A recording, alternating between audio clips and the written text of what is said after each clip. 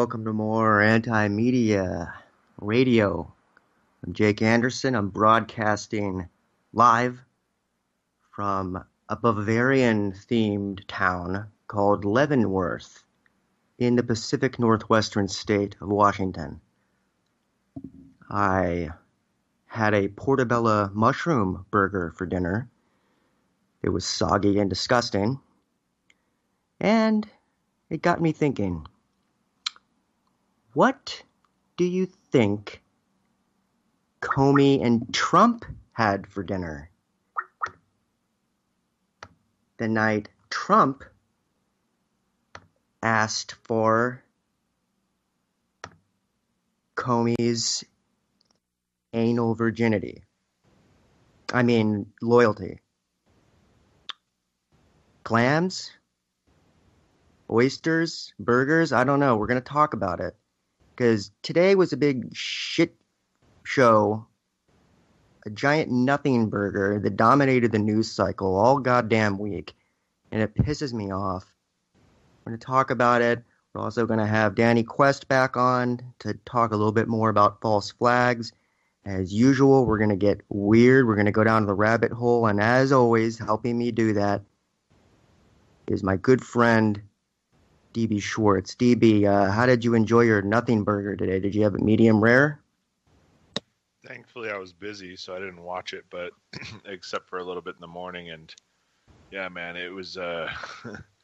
I'm glad we have Danny back on because it's another. This is another false flag. It really is. It amounted to nothing. It actually, if you really paid attention to what was said, it almost appeared to be a setup. Like they brought him and paraded him out, hoping he would give him some firepower for an impeach Trump type of run up, and instead, what it ended up doing was make it look like Loretta Lynch is going to jail, and I'm sure she's going to start singing and bring down a whole bunch of people with her. I hope so, man. I'm so sick of these people in these elite circles skirting the judicial system, and yeah, it was a giant psyop, and I could have told you that going into it. He literally didn't say anything substantive that was not known beforehand. All of the of course, all of the good stuff, if there is good stuff, is going to come out in the classified meeting that he's going to have in behind closed doors with the Senate. So my question is, why was this, the theatricality behind this? And look, I have, a multitude of pro-DNC liberals on my Facebook feed. And people are, The Guardian and Huffington Post, and they're making a big deal out of it. They're making it seem like there's a smoking gun here. But the reality is there isn't. The most damning statement is that him saying, I hope you can let this go with regards to Flynn. And one of the Republican senators nailed it down and basically showed that he said, has anyone ever been prosecuted for stating that he hopes something happens? There is no case here. There is not going to be. Do you realize that there is a House of Congress, there is a House. Republicans control the House. They control the Senate. Trump would have to be implicated in Pizzagate to be impeached. And even then, he'd probably get out of it because they don't want that stuff to come to light. But, God knows what's going on. There's so many layers of obfuscation going on here. And, that's why I think it's fitting that Danny's coming back on, because people hear false flags and they think of 9/11. They think of, Sandy Hook and all these very emotionally charged, stigmatized things. What they don't realize is that false flags are happening all the time. And they're not just paramilitary operations. These are media psyops that are going on all the time.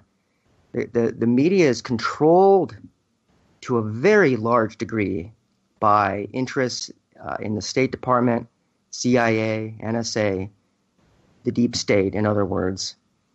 And it really, it very much wounds me that people I know who I think are relatively intelligent are not able to see through this shell of lies that's being presented to us daily through the media. Our reality is being shaped. What we talk about is being shaped. Our conversations, our fears, our desires, our frustrations, they're all being shaped by this media landscape.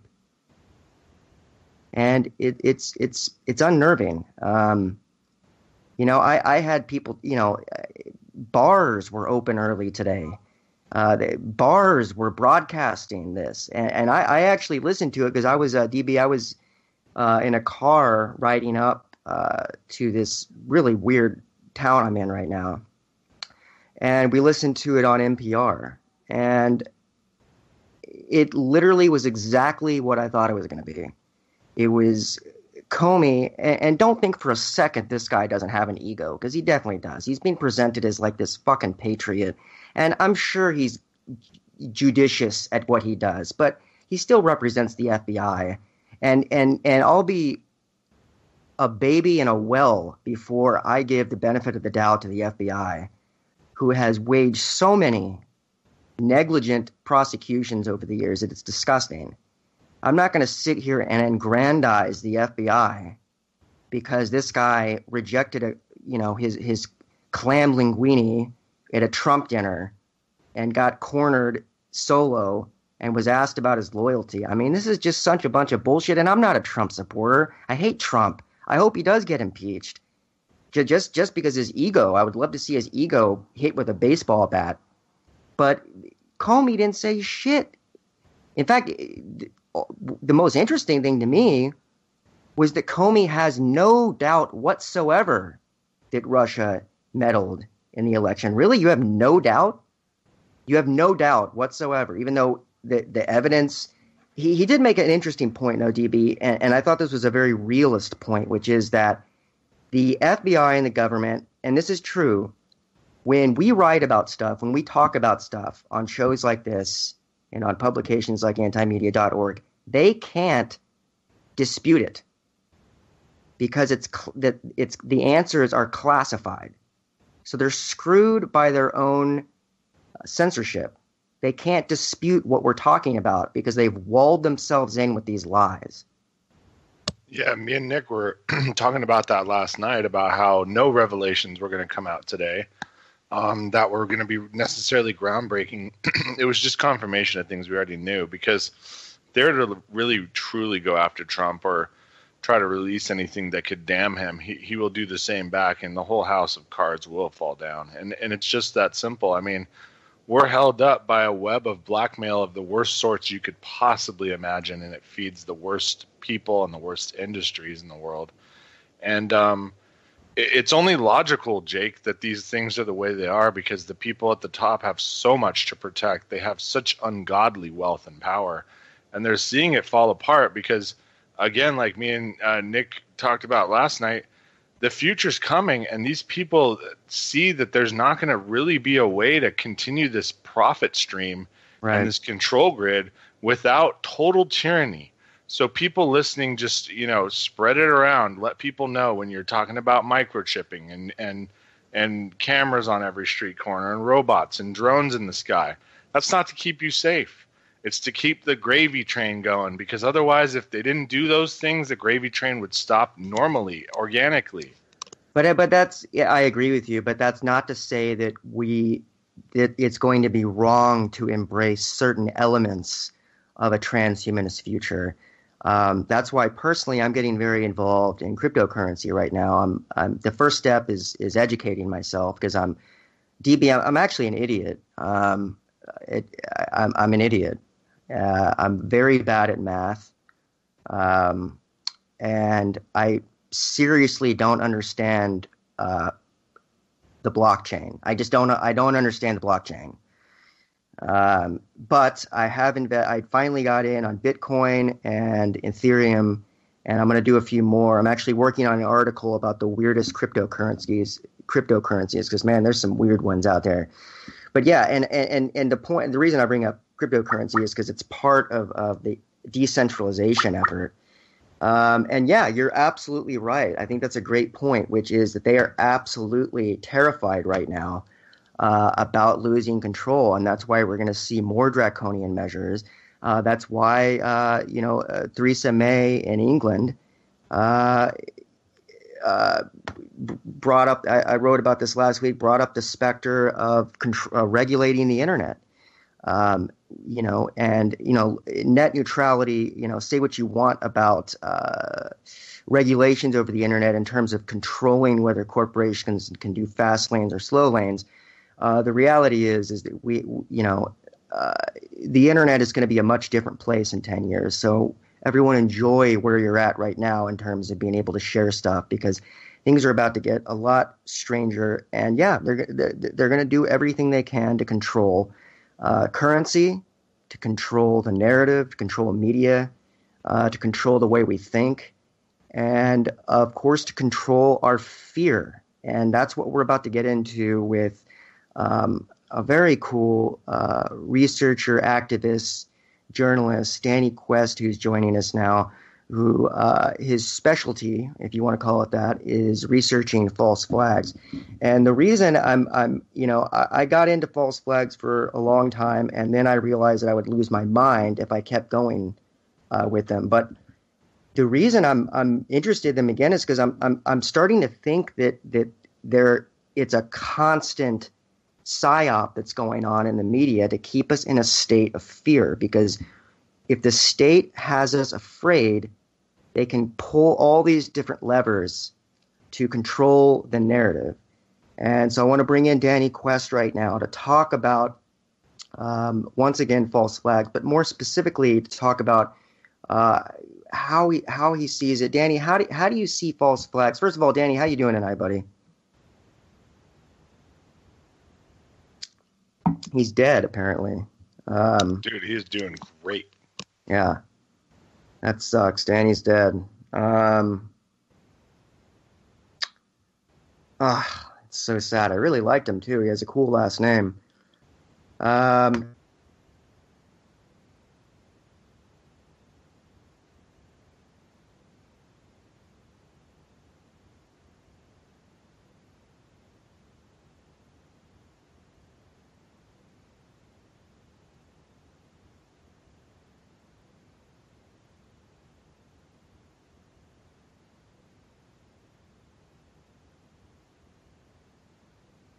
All right, as usual, I fucked everything up. Well, at least I'm here, but I don't know. He's on. It's just I'm thinking maybe it's something on his end. Yeah. All right. I think let's just blame everything on Windows 10. Mic check. Hey, there you go, Mic buddy. check. How you doing? Hey, what's up, guys? Sorry about that. My little microphone cord was turned down. Yeah, no problem, man. It happens on live radio, man. I messed up on my side too. Fortunately, none of us are being paid, so who gives a flying fuck? I get paid in more gratification, dude. Sometimes you get those random messages from just people that you don't know that tell you thank you for your work or how much you've taught them. I get a lot of random messages sometimes that are very, very fulfilling to keep me going. Absolutely, man. It's not about the money at all. It's not. It's about. I think it's about being passionate about what you're doing and waking up every day with a mission and feeling confident about that mission. I've come to the conclusion that that's the point of life, is to have a mission and to feel good about that mission. And unfortunately, some of our missions are harder than others, and I have a feeling yours is a tough one. Ours is a tough one. Waking people up, particularly people that think that they're already woken and think that we're crazy. Think that people that think outside the box a little bit are crazy, because God knows the government has never hurt its own citizens. That's what my neoliberal friends want to think. The government has never done anything purposely bad against us, right? Am I right? I mean, democide is governments killing their own citizens is the second leading cause of death in history. So, yeah, you got uh, that one right. People are afraid. And I think you touched on that earlier. It's a big thing that controls people's psychology today is fear. And it's not just the fear of the Taliban or the fear of Al Qaeda or the fear of the police. There's actual fear of your reality being broken. And right. that's what a lot of people are facing right now is coming to the conclusion that most of everything that they know and have been told that their mothers, grandmothers told their family passed down all this knowledge is not real. It's not valid, and it's hurtful, and it makes people afraid because it opens up the Pandora's box of if this is not real, then what else is not real? And then that leads down to this whole path of self-responsibility that, for goodness sake, that's the last thing these plebeians want is self-responsibility. Right. Right. And it's tough because we've been incubated in this kind of shell of like, food from thousands of miles away gets shipped in. Media gets piped into our eardrums through TV and internet. The way we think is shaped by groupthink and peer pressure, and we're so not used to being individualized humans that when we're challenged with that, people react, and Danny and DB, there was an Oatmeal comic about this, but it's called the backfire effect. And basically, they've shown scientifically that when people are presented with facts that challenge their worldview, a part of their brain actually fires up that makes it a physical reaction. So people actually get physically upset and angry and afraid when you challenge their pre-held conceptions. And nowhere do we see that more than when we talk about false flags. And of course, false flags is the idea that the government and various power interests, not just the government, corporations as well, engage in certain activity to pass off the blame on someone else so that they can engage in other activity. There's so many definitions of false flags. You last week you were on and you did a really good one, but it was a historically founded one. What do you think is a good one sentence definition of a false flag for people that don't know what a false flag is? David Steele just gave a really good definition on, I think it was Collective Evolution did an interview with him, and he said it's basically anything that happens one way but is presented to be something else. I think that's good. Yeah. That is one thing that is presented by the people doing it as being something else. And historically, this was ships that would fly, a pirate would fly the local flag and then get up close to you and put their black flag back up and trick you that way, or military people would dress up their fake tanks. They would dress up their jeeps like tanks and then have a whole army of fake tanks, and that's a type of false flag maneuver in itself. It really boils into what's called military deception, and military deception has started to trickle over in the police state onto a public state psyop type of thing, where it's military deception in the eyes of the Department of Defense. They're doing it for America's superiority or America's longevity or America's whatever they justify it with, but the means are manipulating the American public to accomplish what's a supposedly patriotic end goal. And that's the type of scenario that we're in that people really need to snap the fuck out of, because I'm getting very frustrated over here screaming from my rooftop, and it's like yeah, man, I'm frustrated too, and I think they saw how successful the paramilitary false flags were, and so they transferred it over to media, and you could even argue that certain types of advertising are false flags if you really want to get down to it. But people hear false flags and they want the meat, they want the juicy red meat, and so we're going to get into that. And obviously the most popular false flag is the idea that 9/11 was an inside job. people like to hedge on that by saying, well, the government didn't do it, but they knew it was going to happen. And man, I mean, that's almost, that's almost more disbelievable to me than them just doing it. I mean, it should have been so much worse too, because they caught those dudes in the van that were trying to blow up the Lincoln Tunnel, and if they would have succeeded and severed the fiber optic cable to the financial center of America, it would have collapsed our economy, and we would have had that Armageddon scenario where nobody got a paycheck, nobody ate, and 3 days later we have full-blown food riots. Well, not to mention the fact that these were at the time at which those planes hit the towers, there were record low people in the buildings themselves.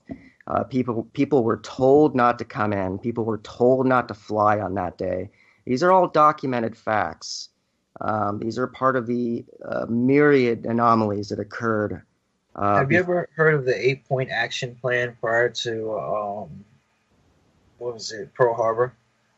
No. The McCollum memo. Have you ever heard of that? It came out in, I guess, 1997. They finally dug it out of the archives, and they declassified the McCollum memo. But 1 year prior to the Pearl Harbor event, a guy who's like in touch with the White House from one of these think centers or whatever, like high up in the CIA. I don't think it was the CIA, but it was another military thought process apparatus, and he came up with an 8-point memorandum, which was basically 8 things that they needed to do to coax Japan into attacking them. So a year prior to Pearl Harbor, they had already put into action, how are we going to make this happen?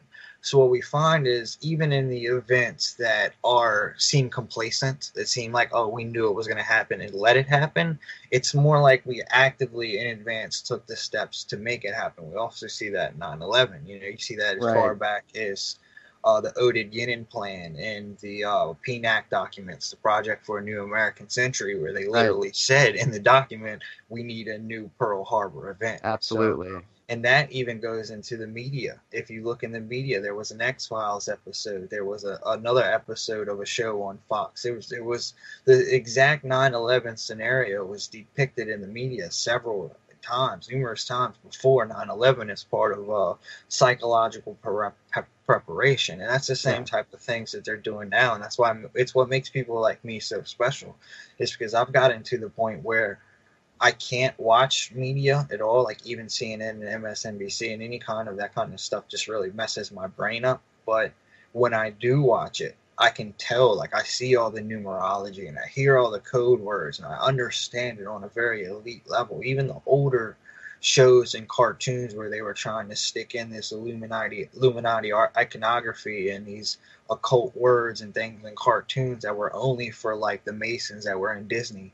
I've gotten to the point where I can even see that stuff and pull that stuff out now. So it really ruins all commercial media. I can't listen to the radio. I can't watch cable TV, any of that stuff. It's I feel you, man. Yeah, to me. I think you're talking about predictive programming. Exactly. And I did a whole article actually for my more fringe conspiratorial site called the Ghost Diaries. It was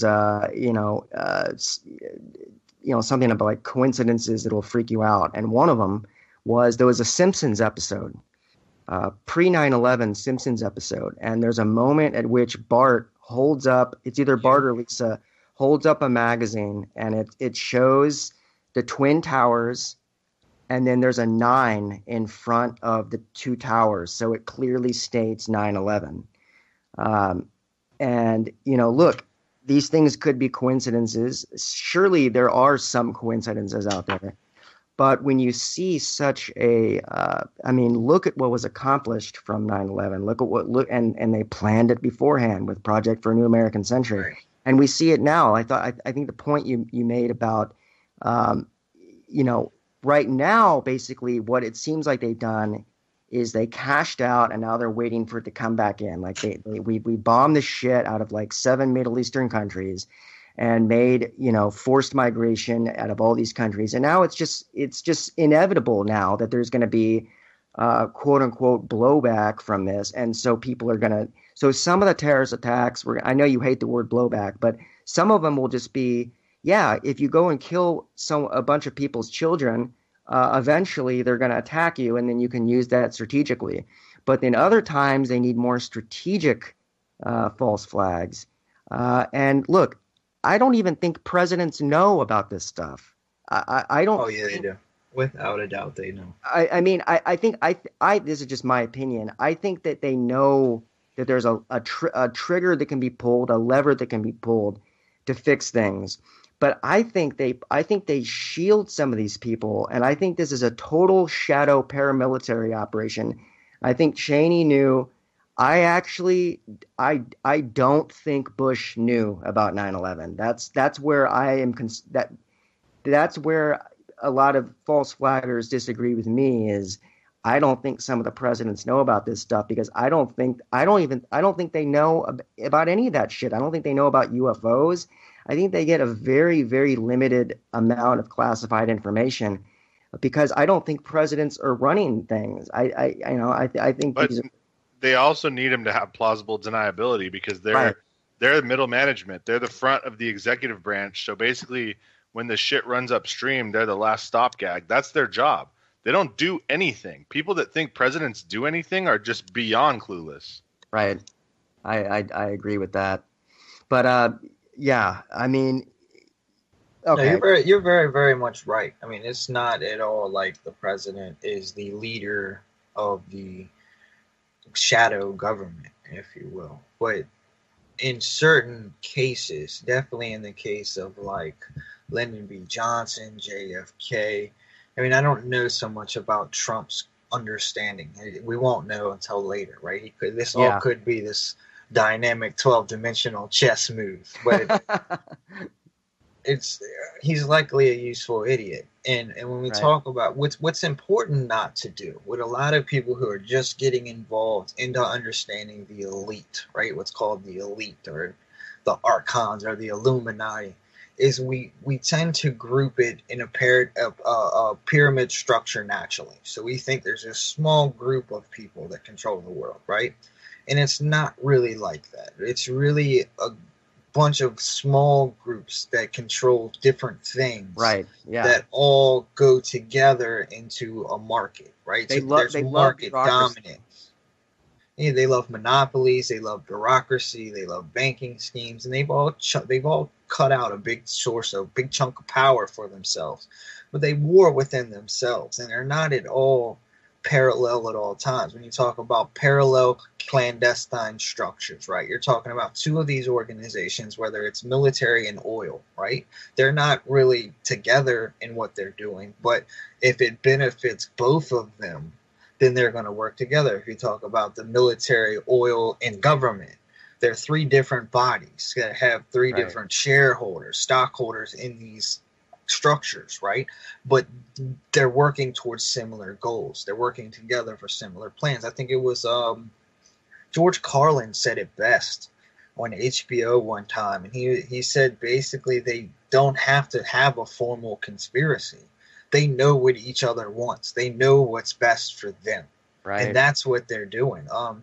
We can jump in. I know we don't got a lot of time. I'm gonna start talking fast. We got to jump into the Manchester and London stuff. Yeah, let's get into especially it. Because you guys have the elections going on right now in UK. It's just now, like, breaking news is that it's going to be a hung parliament apparently, and in the United Kingdom you can have a hung parliament, and I don't know what this means, so I'm gonna have to look into it later, because a big part of what these terrorist attacks leading up to the election were for, of course, according to not just me, lots and lots of other people, smarter people than me are saying this, was that it was to postpone the election and give Theresa May a better chance, because she's more in line with the Western establishment's agenda. So they want her in there, and there is this kind of battle that's going on. And maybe these elections aren't as rigged as we thought there were. So they're using these type of events to try to swing the election. And apparently Corbyn was still going to win, so they pulled some more strings, and now they're getting it postponed again.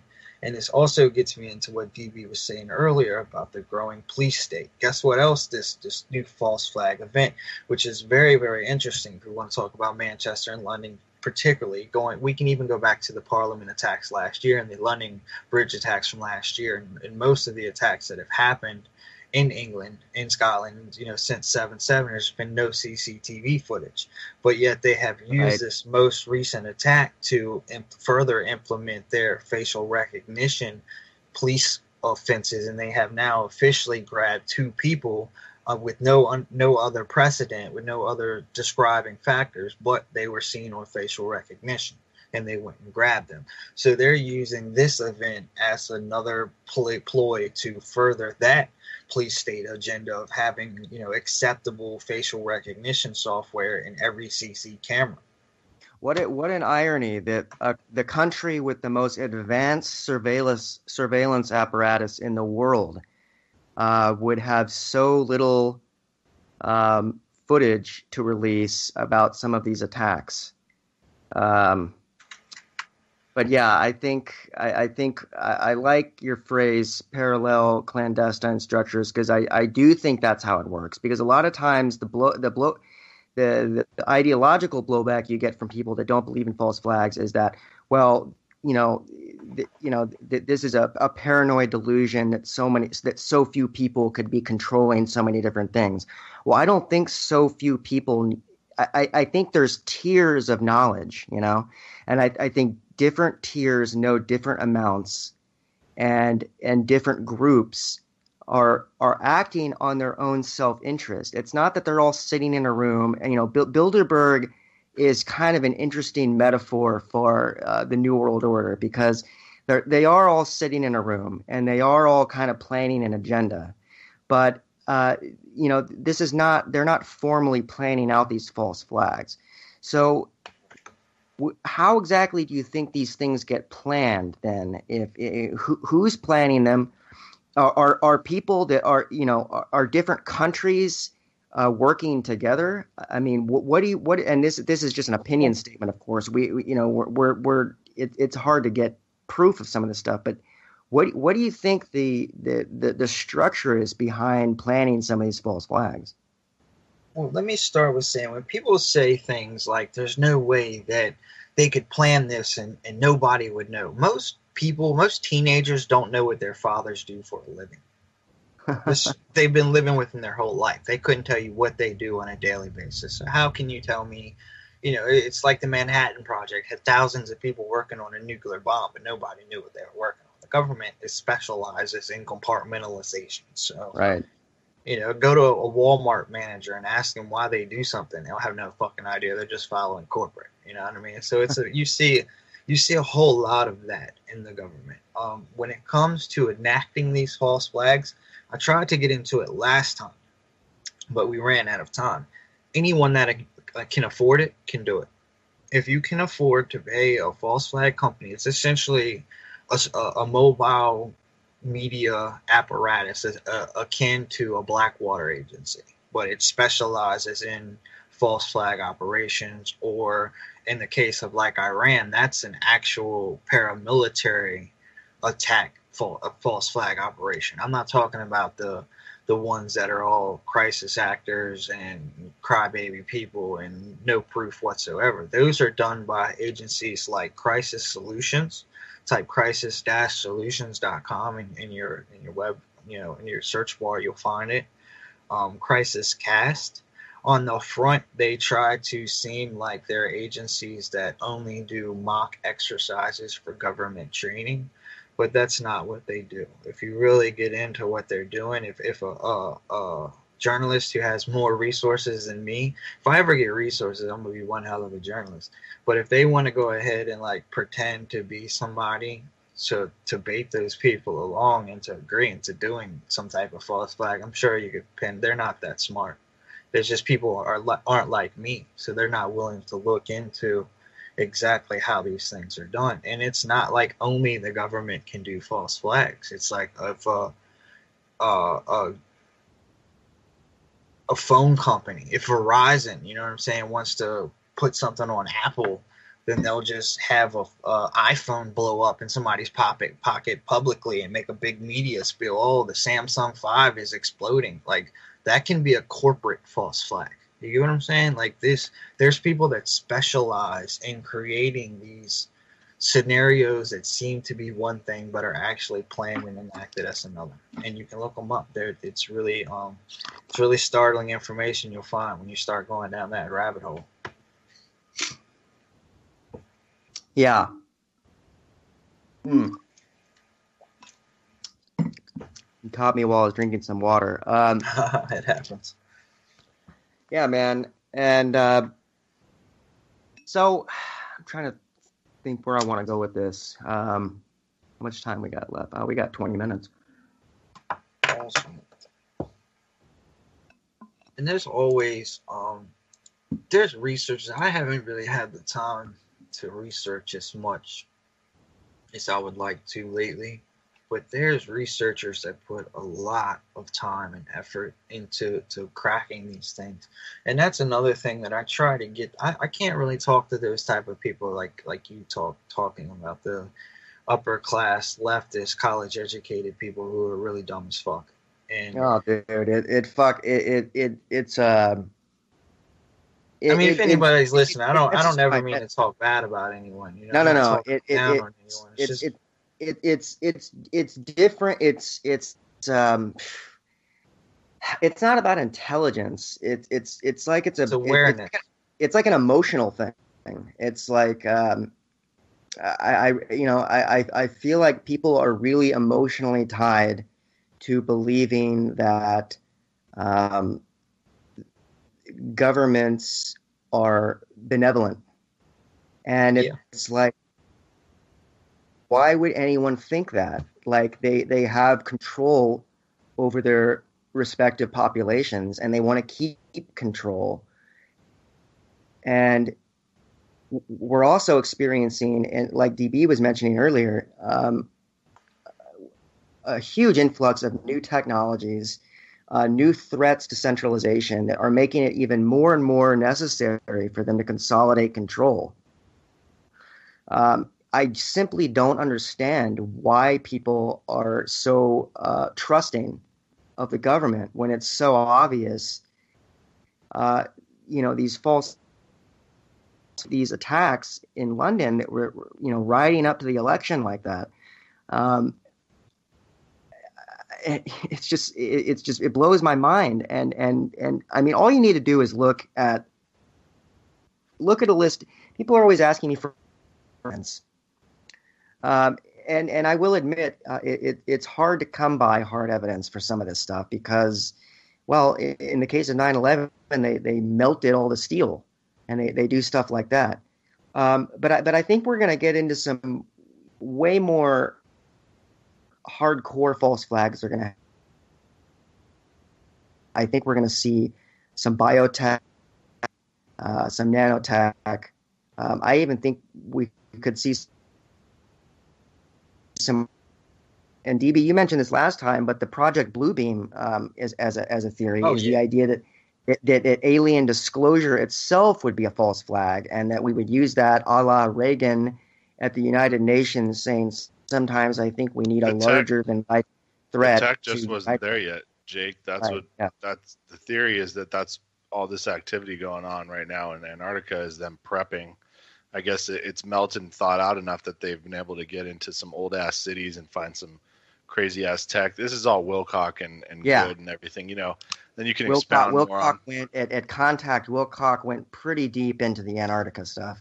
Right. So I mean, there's a prevailing theory that this is going to unleash some stuff that the bad guys are going to use to finally be able to convince us there is going to be some kind of disclosure or second coming or what have you, and the weak-willed people of the world will bow down to this. Well, it's the ultimate false flag because it would break down. It would, and in many ways, Trump is antithetical to it because Trump wants isolationism, supreme nationalism, and what a global alien false flag disclosure would require is a more of a consortium, such that we've seen with the deep state, an international consortium. you know, I personally think that you know, we're headed towards some kind of singularity, technological singularity. And I think they're scared as hell of it. And I think they're trying to figure out a way to grid the shit out of us as much as possible before this technological singularity hits. Danny, in your research, you know, have you thought about or come across or thought about, you know, the kind of this transhumanist future that would have us all chipped up and kind of living kind of virtual lives. In many ways, it's kind of the state dream. We'd all be sitting here, a la Wall-E or The Matrix, just sitting in recliners, overweight, living lives in our heads. Basically, I think that's the ultimate state dream.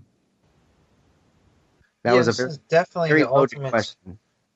It's definitely the ultimate state dream, and I think you're right. I tell people all the time, I really don't have a flag in the fight for transhumanism, but I think there will be an ethical battle in the future between people who want to remain connected to Earth and want to keep like human body lives, and then people who want to be immortal and want to be machinized. And I think that's inevitable. I think in order for civilizations, in order for life to progress, it has to transhumanize, and that's an unfortunate reality. I mean, I enjoy being human. I enjoy my connection to Earth and to spirituality and to, you know, to the soul or whatever they say. We're connected to Gaia, you know, all that kind of stuff. I enjoy it. I do believe in it, but I also don't think that we can progress into space. We can't become a stage 4 or 5 level civilization until we cross these next levels of technology. And it's I totally agree with you, man. And me and DB argue about this all the time. I'm a very reluctant transhumanist in that I think it's inevitable. I don't think it can be stopped. And I also think that these technologies can be reversed. These fucking rich psychopaths are willing to like kidnap little children from Haiti and steal their hearts so they can live another fucking 2 years. You don't think they'll put their brain in a fucking microchip? Of course they will. But the technology it's a lot farther away as far as like neuroimplanting. And what I mean by that is like downloading your consciousness into a machine or using your brain to control a machine is closer, but we're pretty far away. We're probably still 300 years away from it. Maybe less, maybe 200, 300 years. No, I think we're much closer than that, man. People say that, but I have not seen any evidence. Yeah, we can make computers that beat us in chess and stuff, but I haven't seen any real. I think Kurzweil is ridiculous. I don't think it's happening in fucking 20 years, but I do think it'll happen in less than a century. But do you think that technological jumps happen similar to a multi-pronged theory of evolution, which is that when a baby's born with, you know, things that help it succeed in its environment, it's more likely to, you know, reproduce. But also there's spontaneous mutations sometimes that just completely changes species overnight. It's a mutation. It's a defect, yet that creature continues to live. And I believe technology happens just like that. They created the internet to track us all. Instead, what it did was it opened the whole world up. They did not anticipate that at all. And what did that create? It's like the weirdest world right now we could ever live in. Half the people in the world right now have no idea what's going on. The other half that are plugged in, 90% of them are propagandized. So it's just totally crazy, man.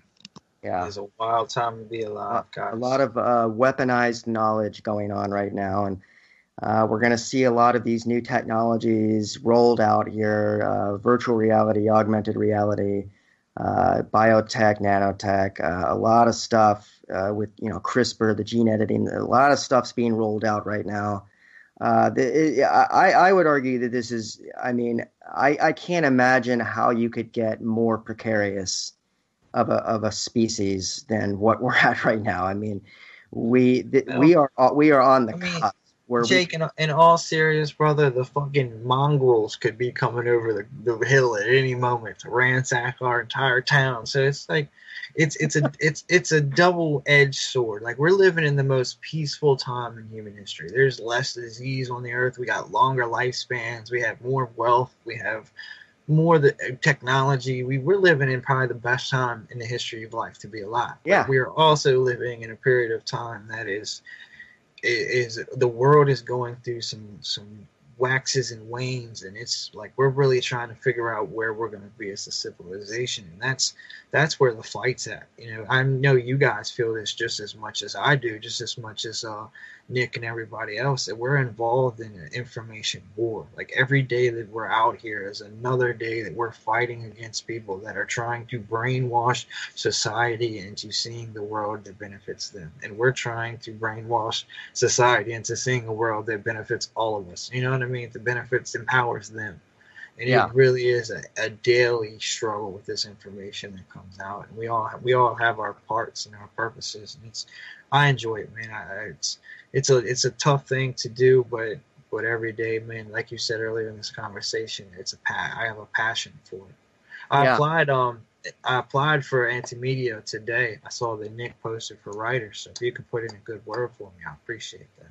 Oh man, I'd like to write for you guys, man. I do a lot of authorship too, a lot of writing. So yeah, man. I mean, I know he's looking for specific beats in the post. Yeah, man. I mean, I think you're a tremendous researcher, and you know, I think that in general right now, yeah, I've seen arguments that, you know, that relatively speaking, you know, our standard of our quality of life is up from what it was. People are living longer. People have more information, but that's used also as an excuse for eschewing progress and eschewing, you know, the state. And you know, look, I'm a recovering, you know, leftist myself. I still lean to the left on a lot of things, and I still think while we're going to have government, let's fucking feed homeless people, for God's sakes. You know, let's take care of the earth. Let's you know, like, if we're gonna have these hideous state structures, and if we're gonna if we're gonna take tax dollars, let's at least use it for fucking feeding people instead of bombing the shit out of people. You know, so I still have my leftist tendencies, but I'm also very much anti-state now because, you know, I can't get over. Look, wait a minute, you were pro-state before? Well, I was a liberal. I was like, yeah, you know, it's good.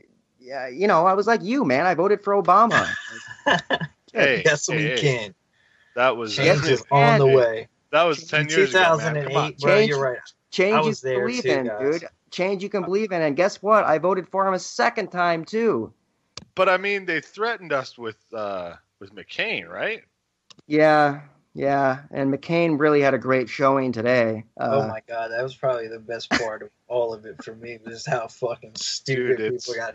Just it really becomes a spectacle, and that's the most brilliant thing of it all to me. Is like, you know, people used to not care about politics. Nobody would line up outside of a bar to watch a fucking political C-SPAN before. I know.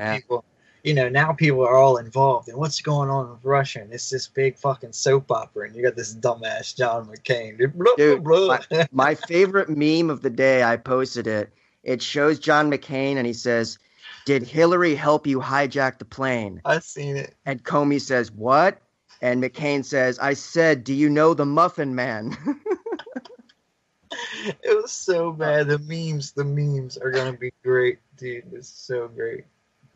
All right, so President Comey, you know, dude. I mean, the guy's just, yeah. God, he's become like a liberal hero. No, like, I guess my point before was that I got really I came of age. Let's see, I think I was like 18 when 9/11 happened, and I remember that day very well. And I remember not being triggered by it. I remember feeling very sorry for the people that died. But I also remember being very aware that, okay, you know, hundreds of thousands of people have died from war, It's really sad that these people died. War sucks. How is this going to be used? And sure enough, the next 15 years of my life, I've been watching headlines about us bombing the shit out of people every single day. And it really bothers me, and it upsets me. And it didn't stop upsetting me when Obama became president. And I went through 8 years. After 8 years of Bush doing it, I was like, okay, Obama's going to come in and he's going to end the wars. And no, he didn't end any of it. In fact, he exacerbated the surveillance state. He exacerbated the war on whistleblowers. He did all of these things that were so against my values that I can't consider myself a liberal anymore, because if Obama is considered a liberal president, I don't even know what to consider myself anymore, because to me that's not liberalism. That's fascism. It's neo-fascism. So, that's where I come down on that. And, do I think Obama is personally aware of false flags? Possibly. But like you said, I mean, I think the word paramilitary is very important, because that's basically what the CIA has become. Right. The CIA used to be strictly intelligence and counterintelligence. Now the CIA, and that's even through years of all the South American, coups that we've had. What has the CIA become, and what are the roles of all these different agencies? Like, are they all working together? Like, it's world. Just nuts. It's literally like a real life game. Just nuts. Stratego. Or what is that computer game? There's like computer games where you like control one part of the world and you have to build chips, and it's like based on reality. You don't really think about it. Are you talking about Risk? Yeah, Risk is a good one. Is a perfect example of a board game. But I was thinking more like the real time strategy, Command and Conquer. I guess I can't remember the names of all of them, but they're literally based on how the world works. These people in their mind are playing Stratego with other countries and other people's lives at all time. They go to sleep thinking about how can we infiltrate these people, or how can we undermine these people. And it's all just a fucking war game. Yeah, they have real-time multi-billion-dollar war game. I want to bring up too that there's an industry and a complete dominant structure centered around what you've been talking about among many factions for thousands of years, and I believe that over time it's whittled down to possibly only a handful left of true real power. And what we're seeing is really that last kind of, I don't know, duck, go, if you will. I mean, somebody's going to lose here, and there's not a lot that the people of the world can do about it if we don't get ready for what's coming. I mean, somebody's going to have to survive and rebuild. I mean, I honestly don't think even if we had marches worldwide tomorrow, it's going to make a difference with all the drone technology. They'll ramp it up somehow, but we got to help our people we care about, and people listening, people that are of an open mind, to help them through the process of the psychological battle of knowing that the world could change. We could wake up tomorrow and it could be different. Every single day I wake up and I'm like, oh, it's the same. I'm kind of surprised. Yeah. Dude, I'm totally with you. I the first thing I do when I wake up is I check all the news, and every day I'm surprised that there's not, something just utterly mind-blowing going on. And, I think that, the best we can do is to have the conversations we're having like we're doing right now, and to be humble about it, to work to break down ego. I think ego is a big problem. I think we have to, do our best to practice love and respect, while at the same time, informing people around us of what's going on. Some people aren't interested in this stuff, so it's our job to educate them about it, whether they want to or not. And so, we're running short on time. We have 5 minutes. I just want to make sure we get this out there. Do we have LDs coming up, DB? We do. We should pitch them real quick. Traffic Report, I think it's their 5th, 6th show, something like that. Their last one was ridiculously good, a blockbuster, I should say, and it should put them on the map.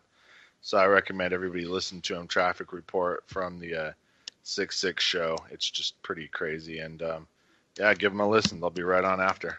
Sweet. I like that name, and LDs is great, and our guests are great, and that's good stuff coming out there about, very sinister stuff going on. Horrible subject, but they shed light on something that needs to have light shed on it, because it really is, it's one of those underpinnings that's driving this entire malice industry that includes the false flag network. Yeah, malice industry. I like that too. And then Danny, where can people find where can people find more of your work? Oh, I know you guys can find me everywhere. Yeah, I'm going to be in the alternative media community for a long time. So you can find my work in the Conscious Resistance Network. You can find me on the freedomcells.org. Hopefully I'll be writing more articles for the anti-media soon, the Fifth Column. My personal blog is thetruther.us. And you can basically Google Danny F. Quest. That's DannyF.Quest on Google. And find all my YouTube page and all the work I've done. I just recently did a whole 45-minute lecture on the history of false flags, which I recommend checking out. That's I great. have another lecture coming up on the history of the Antifa, which is pretty interesting. That's awesome, man. Yeah, let's get more of your stuff on the anti-media. Anti-media has such a great following, and it's such a great platform. Really is. And of course, thank you to UCY.TV for letting us broadcast. Let's get more of your stuff on anti-media. And let's also do a shout out to Derek Bros, the Contra Resistance. They're on a tour, Decentralize Your Life tour right now. And they're raising all kinds of awareness out on the road. They're going to cities all across the country to talk about, the emotional, the physical, the spiritual realities that are going on all around us right now. So there's all kinds of positive. Things. What's that? Yeah, there's all kinds of positive things going on right now. It's just not just negative. There's a great awakening going on right now, and parallel to that, of course, is the powers that be want to try and clamp down on that awakening because it challenges their hegemony. And but there's things to be excited about. There's reasons to be optimistic about the future.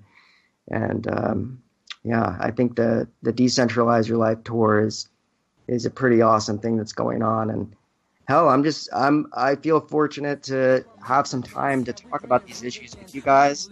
Thank you. Thanks, DB. Yeah, I appreciate it, brother. Yeah, thank you for coming on, man. Let's see more. Have a good night, guys. Yeah. Go and let it blow through the stereo. I'ma let them know through the stereo. Yo, here we go through the stereo. This is live through the stereo. Go and let it blow through the stereo. I'ma let them know through the stereo. Yo, here we go through the stereo.